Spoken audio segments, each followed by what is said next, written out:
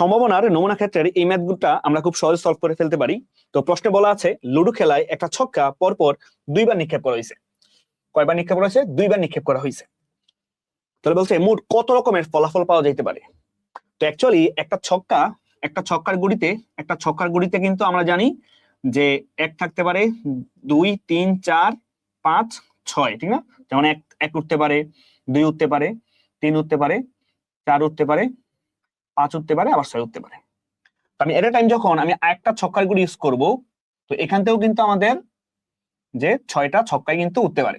মানে 6টা ছক্কা বলতে একটা সংখ্যা, পরে আবার 2 উঠতে পারে, পরে 3, তারপরে 4, তারপরে 5, তারপর হচ্ছে 6।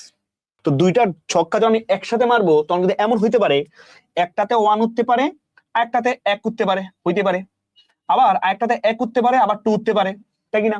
ঠিক সেম ভাবে 1-এর সাথে আবার 3 উঠতে পারে, মানে এটা হইতে পারে ঘটনাটা। আবার 1-এর সাথে 4 হইতে পারে, 1-এর সাথে 5 হইতে পারে, 1-এর সাথে 6 হইতে পারে, 2বার নিক্ষেপ করি। হ্যাঁ, তো এরকম করে কিন্তু 1-এর সাথে, হ্যাঁ, 1-এর সাথে কিন্তু আমার 1 থেকে 6 পর্যন্ত 6 বার হইতে পারে। এটা কিন্তু একটা 6 বার।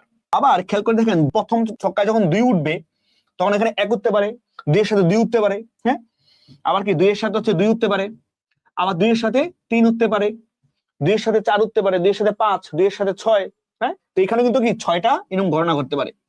ঠিক সেম ভাবে 3 এর সাথেও 6 হইতে পারে, 4 এর সাথেও 6 হইতে পারে, 5 এর সাথেও 6টা হইতে পারে, আবার 6 এর সাথেও 6 হইতে পারে। কিভাবে? যেমন 6-1, 6-2, 6-3, 6-4, 6-5, 6-6, 5-1, 5-2, 5-3, 5-4, 5-5, 5-6, এরকম ভাবে প্রত্যেকটার সাথে কি 6টা 6টা হইতে পারে। তো 6টার জন্য 6 বার যেহেতু হয়েছে, তো 6 × 36 বার, নাকি না?